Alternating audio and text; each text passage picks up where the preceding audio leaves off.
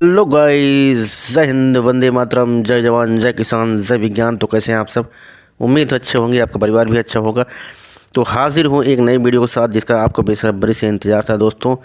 प्रमुख गणितीय चिन्ह का ये तीसरा वीडियो है जिसमें मैंने अब तक लगभग 40 प्रमुख गणितीय चिन्ह के बारे में मैं आपको बता चुका हूँ, उसके बारे में डिटेल्स जानकारी दे चुका हूँ। उसी कड़ी को आगे बढ़ाते हुए ये उसी का तीसरा भाग है, तीसरा वीडियो है, तीसरा पार्ट है दोस्तों।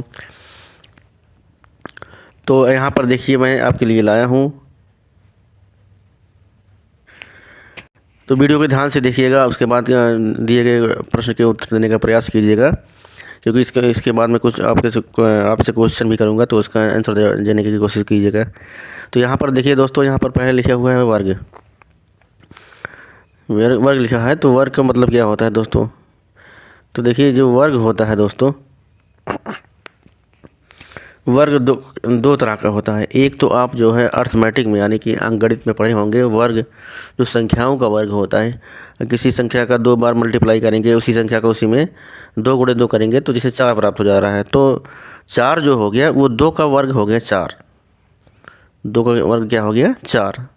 ठीक उसी प्रकार से अगर 3 का 2 बार गुणा करते हैं, 3 गुणे 3 बराबर कितना हो जाएगा? 9 हो जाएगा ना। तो 3 का वर्ग क्या होता है? 9।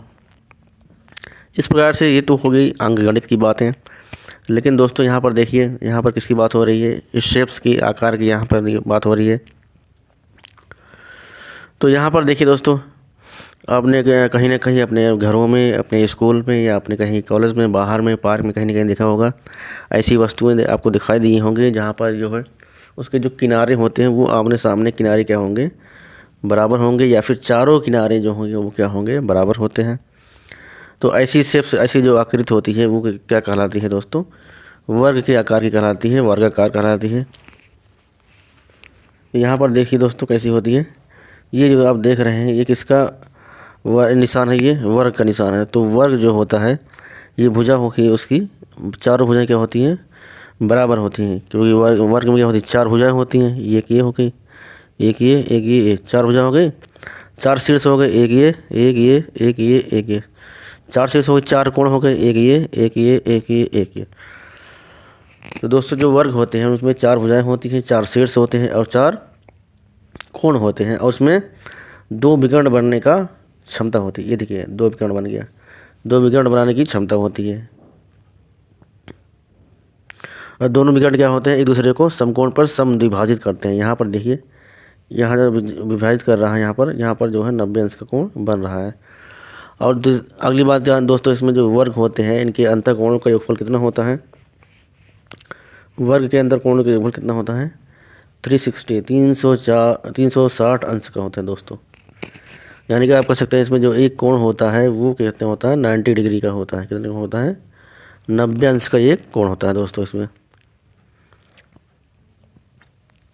अगर इसकी बात करें तो जो वर्ग होते हैं, वर्ग का क्षेत्रफल क्या होता है दोस्तों? वर्ग का क्षेत्रफल होता है भुजा गुणे भुजा। क्या होता है? भुजा गुणे भुजा होता है। यानी कि आप कह सकते हैं भुजा स्क्वायर, भुजा स्क्वायर कह सकते हैं, अंग्रेजी में ए स्क्वायर। ये है किसका? ये वर्ग का क्षेत्रफल है।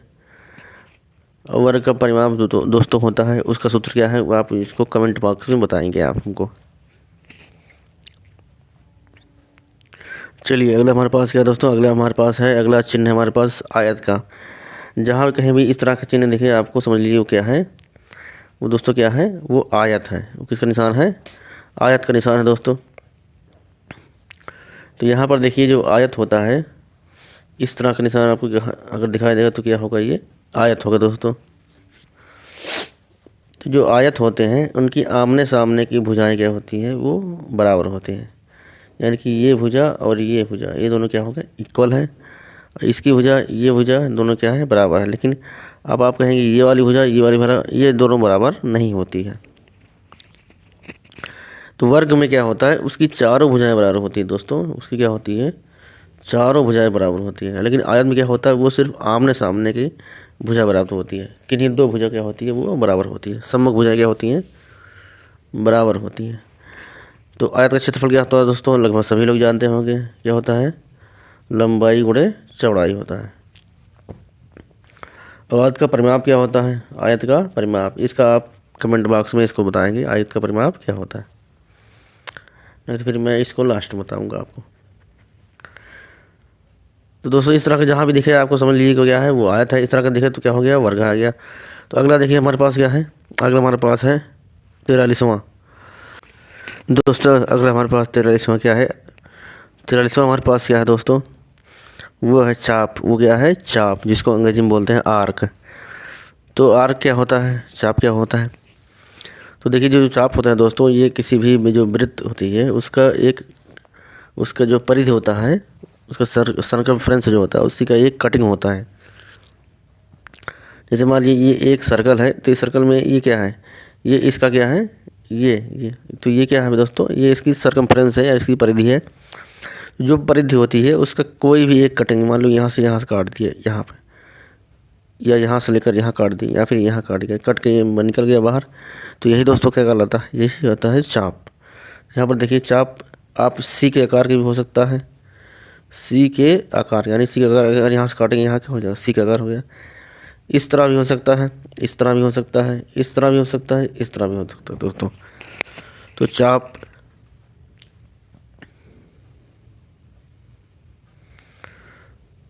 तो दोस्तों चाप से जुड़ी कुछ बातें आप जान लीजिए। तो चाप जो होता है वृत्त की परिधि का एक हिस्सा होता है। तो वृत्त की परिधि, वृत्त के चारों ओर की दूरी होती है दोस्तों। और दीर्घ जगह चाप दो प्रकार का होता है, दीर्घ चाप और लघु चाप।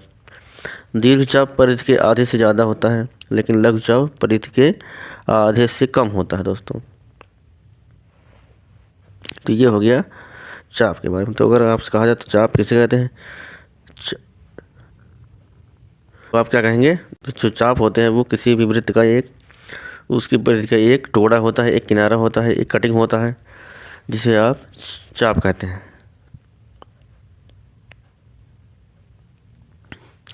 चलिए अगला हमारे पास क्या है दोस्तों, अगला हमारे पास तो क्या है, अगला है हमारे पास वृत्त। अगला दोस्तों हमारे पास क्या है, वृत्त है।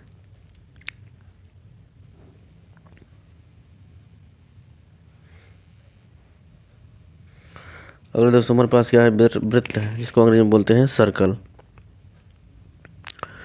तो दोस्तों सर्कल क्या होता है आप सभी लोग जानते होंगे, अगर नहीं जानते हैं तो आप लोग बताएंगे इसको वृत्त किसे कहते हैं। तो दोस्तों अगर इस प्रकार का कहीं आपसे आपको दिखे इस तरह टाइप का, इस टाइप का,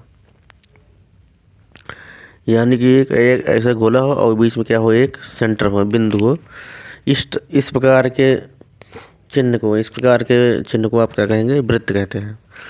यानी कि अगर इसी परिभाषा देखा जाए तो परिभाषा क्या होगी दोस्तों, किसी एक निश्चित बिंदु से समान दूरी पर स्थित बिंदुओं का पथ क्या कहलाता है, वृत्त कहलाता है दोस्तों। जो बिंदु पथ होता है वही क्या कहलाता है, वृत्त कहलाता है। यह निश्चित बिंदु क्या है, यह निश्चित बिंदु होता है वृत्त का केंद्र। भाई निश्चित बिंदु से यहाँ पर देखिए निश्चित बिंदु क्या है, ये दोस्तों क्या है, वृत्त का केंद्र है। और ये जो दो होती है दोस्तों, ये वृत्त की क्या है, परिधि है, इसको बोलते हैं वृत्त की परिधि बोलते हैं। और यहाँ से लेकर केंद्र से लेकर यहाँ तक की दूरी, केंद्र से लेकर परिधि तक की दूरी को क्या बोलते हैं, उसको त्रिज्या बोलते हैं दोस्तों। लेकिन ऐसी दूरी जो केंद्र से होकर गुजरे, परिधि से परिधि तक की दूरी जो केंद्र से होकर गुजरती है उसे बोलते हैं दोस्तों, उसे बोलते हैं व्यास बोलते हैं। क्या बोलते हैं, व्यास बोलते हैं दोस्तों।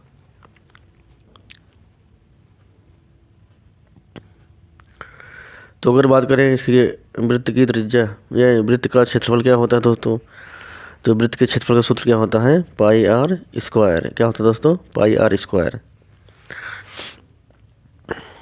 अगर बात किया जाए इसकी परिधि की, तो परिधि क्या होगा, परिधि होता है दोस्तों 2 पाई आर। क्या होता है, 2 पाई आर होता है दोस्तों। अब से इसके बाद बारे में बात किया जाए तो कि जो परिधि होती है उसका परिधि का क्या होता है, वो कितने डिग्री का होता है, वो दोस्तों होता है 360 अंश का होता है। चलिए दोस्तों अगला हमारे पास क्या है, गोला। देखिए दोस्तों परिधि वृत्त के पास सीधे क्या हो गया, गोला। तो गोला दोस्तों किसे कहते हैं,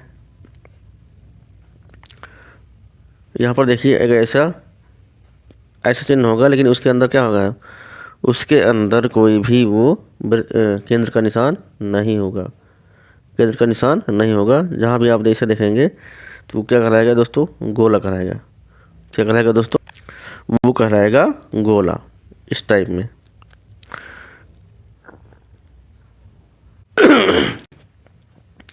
मैं आपको बताना चाहता हूँ, जो हेक्सागन होता है यानी कि खरबूज होता है, उसमें 6 भुजाएं होती है। कैसी होती हैं, 6 भुजाएं। ये देखिए 2 भुजाएं होगी, 3 4 5 6, 6 भुजाएं हो गए दोस्तों, और 6 शीर्ष हो गए। देखिए देखिए 1 2 3 4 5 6, 6 शीर्ष हो गए, 6 भुजाएं हो गई और 6 कोण हो गए। ये देखिए 1 2 3 4 5 6, तो 6 भुजाएं हो गई, 6 शीर्ष हो गए और 6 कोण हो गए दोस्तों।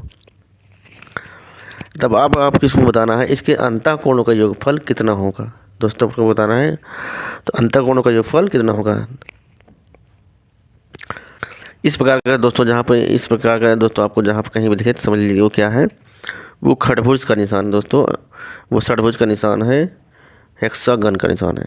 यानी कि अगर आप इसकी परिभाषा देखेंगे तो परिभाषा क्या होगी दोस्तों, 6 भुजाओं से घिरी बंद आकृति को षटभुज कहते हैं, या षटकोण कहते हैं, या सम षटकोण। अगर बराबर है, इसकी भुजाएं अगर बराबर होगी तो क्या कहलाएगा, वो सम षटकोण कहलाएगा। और भुजाएं बराबर नहीं होगी तो क्या होगा, विषम षटकोण कहलाएगा। तो दोस्तों अब मैंने पूछा था अभी कि जो इसके अंतःकोणों का योगफल वो होता है, वो कितना होता है। तो दोस्तों मैं बता दे रहा हूँ आपको, अंतःकोणों का योगफल 720 अंश का होता है दोस्तों। कितने अंश का होता है, 720 अंश का। अब आपको ये बताना है, अगर ये षटभुज है, सम षटभुज है, तो आपको ये बताना है इसके प्रत्येक कोण की माप कितनी होगी, आपको ये बताना है। अगर नहीं बता पाएंगे तो मैं आपको इसके लास्ट में बताऊंगा। दोस्तों अगला हमारे पास क्या है, हमारे पास अगला क्या है, पंचभुज है। अगला दोस्तों हमारे पास क्या है, पंचभुज नहीं है। तो इसका भी ठीक वही होगा जैसे खटभुज का हुआ था, जैसे षटभुज का हुआ था। तो 5 सरल भुजाओं से घिरी मंद आकृति को पंचभुज कहते हैं। अब यहाँ पर देखना, जैसे 5 भुजा कैसे होगी दोस्तों, किसी भी आकार का हो सकता है 5 भुजा। आप इस तरह से बना सकते हैं 5 भुजाएं, ऐसे ऐसे कर सकते हैं, फिर इस तरह से, इस तरह से, फिर इस तरह से, इस तरह से आप 5 भुजाएं इसको बना सकते हैं। तो दोस्तों इसमें भी क्या होती है, 5 भुजाएं होती हैं और 5 शीर्ष होते हैं और 5 कोण होते हैं। और इसके दोस्तों क्या होते हैं, इसके अंतःकोणों का योगफल कितना होता है दोस्तों, 540 होता है। कितना होता है, 540 होता है। अंतःकोणों का योगफल कितना होता है दोस्तों, 540 होता है। तो इस तरह से कहीं से भी आपको दिखे इस तरह का चिन्ह, समझ लीजिए आपको वो क्या है दोस्तों, वो है पंचभुज है, पेंटागन है। अगला देखिए दोस्तों हमारे पास क्या, अगला है अष्टभुज है। अगला दोस्तों हमारे पास क्या है, अष्टभुज है। तो अष्टभुज क्या होता है दोस्तों, वही चीज़ है सेम, 8 सरल बंद भुजाओं से घिरी आकृति को क्या बोलते हैं, अष्टभुज बोलते हैं दोस्तों। अब आपको ये बताना है इसमें कि अष्टभुज कैसे बनेगा दोस्तों। तो यहाँ पर देखिए अष्टभुज,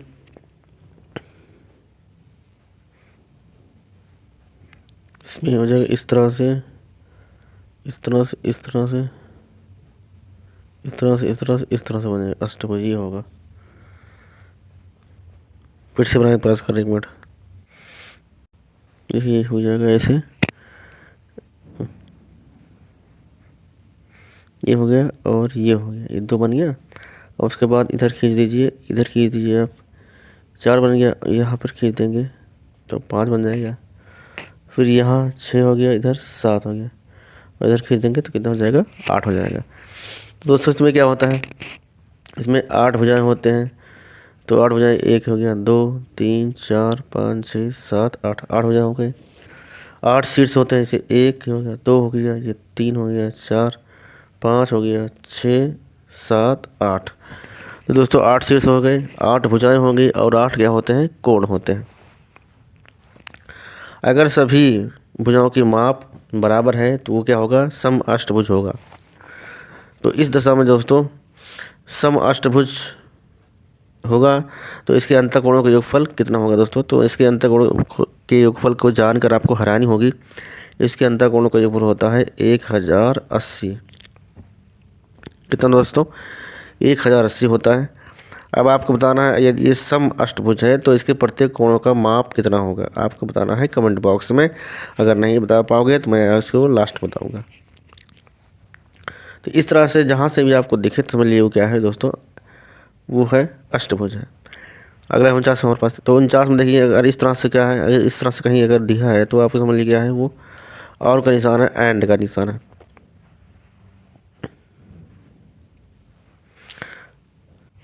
दोस्तों अगला क्या है, अगला हमारे पास क्या है 50वां, फैक्टोरियल होता है। फैक्टोरियल को जो है दर्शाते हैं, जो एक्सक्लामेशन होता है इंग्लिश में, मार्क्स होता है उसके लिए जो इसमें बोधक जो चिन्ह होता है उससे इसको दर्शाते हैं। तो इसका उपयोग दोस्तों क्या होता है, इसका उपयोग जो है जब आप 11th 12th वाली मैथ पढ़ेंगे तो उसमें आपको ये देखने को मिलेगा। तो अगर इसको कहते हैं क्या है फैक्टोरियल, तो फैक्टोरियल दोस्तों किसी संख्या का फैक्टोरियल उन सभी धनात्मक संख्याओं का गुणनफल होता है जो उस संख्या से छोटी या बड़ी होती है दोस्तों। तो ये होता है क्या दोस्तों, फैक्टोरियल होता है। अगला क्या है, फलन। अगला क्या है दोस्तों, फलन होता है। अगर आप कहीं भी आपको इस तरह से दिखे स्मॉल एफ दोस्तों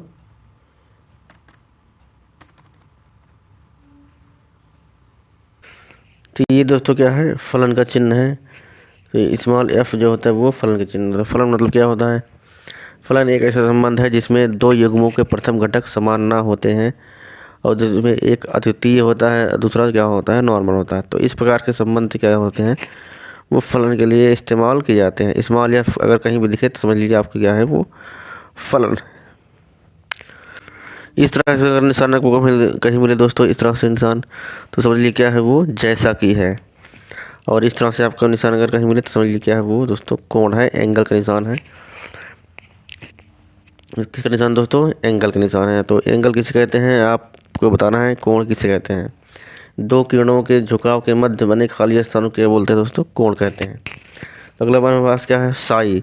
अगर आप त्रिशूल का निशान जो होता है उस तरह का कहीं सिंबल आपको दिखे तो समझ लीजिए क्या है, साई है। तो दोस्तों साई क्या है, तो दोस्तों क्या है, ये साई है। तो साई क्या है, जैसे कि मैं बताया साई एक ग्रीक वर्णमाला का लेटर होता है, 23वां लेटर है, 23वां और आखिरी अक्षर है किसका, ग्रीक में। तो ग्रीक भाषा के जो अंतिम अक्षर है वो क्या है, साई है, 23वां अक्षर है। दोस्तों बताओ साई का मान क्या होता है 700 होता है। कितना होता है, 700।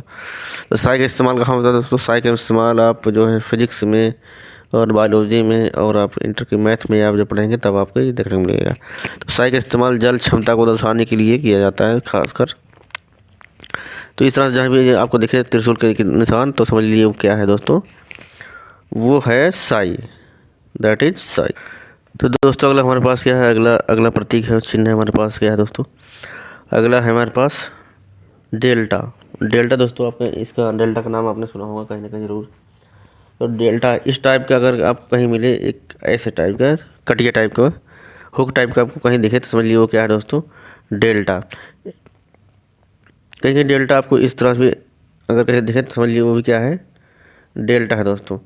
तो डेल्टा क्या है, ये भी क्या है, अक्षर ग्रीक भाषा से लिया गया है, ग्रीक भाषा का चौथा अक्षर होता है ये वाला।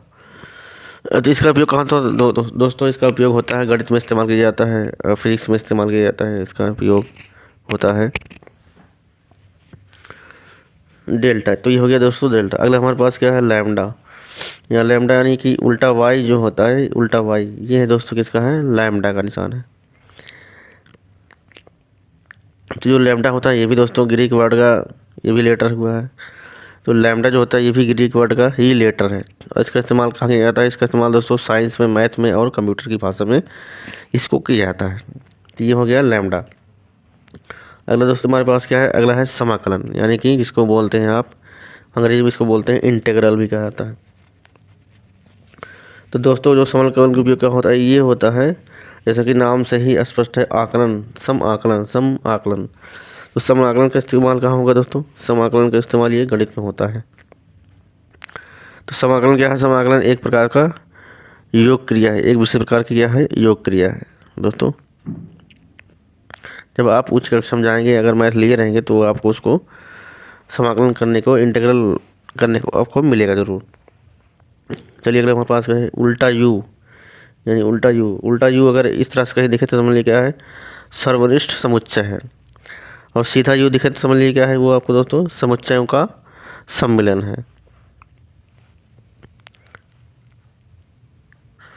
अगर इस तरह से आपको तो मिले यानी सी की तरह, तो वैसे दोस्तों क्या है, वो क्या है, उप समुच्चय। वो क्या है दोस्तों, अगर पूछा जाए दोस्तों कि समुच्चय क्या होता है, समुच्चय यानी कि इस समुच्चय को अगर किसी कहते हैं पूछा जाए तो क्या होगा, समुच्चय आसान भाषा में कहेंगे तो किसी भी जो भी पदार्थ होता है, किसी भी चीज़ हो, उसके समूह या श्रेणी के रूप में रखा जाता है, तो उसी के सेट को इसे क्या बोलता है दोस्तों, समुच्चय कहा जाता है। उसके सेट को क्या बोलते हैं, समुच्चय कहा जाता है। समुच्चय दो प्रकार का होता है, परिमित समुच्चय, अपरिमित समुच्चय। समुच्चयों के बीच संबंध क्या होता है, उप समुच्चय, अधि समुच्चय और घात समुच्चय।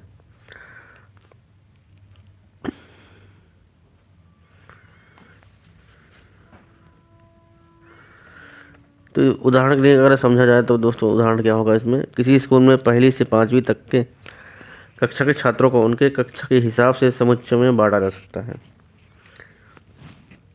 परिमेय संख्याओं का समुच्चय वास्तविक संख्याओं के समुच्चय का उपसमुच्चय होता है। जैसे मान लीजिए कि कोई स्कूल है, प्राइमरी वाला स्कूल है, तो प्राइमरी स्कूल में पहली से लेकर 5वीं तक के छात्रों को उनकी कक्षा के हिसाब से जो बांटा जाता है, तो वही क्या कहलाता है दोस्तों, समुच्चय होता है, यानी कि सेट होता है। तो दोस्तों अभी मैंने आपको कहा था कि वीडियो के अंत में मैंने कहा था जो भी क्वेश्चन पूछा था उसका मैं आंसर दूंगा। क्वेश्चन दोस्तों मैंने पूछा था कि वर्ग का परिमाप का सूत्र बताइए, तो वर्ग का परिमाप क्या होता है, 4a होता है।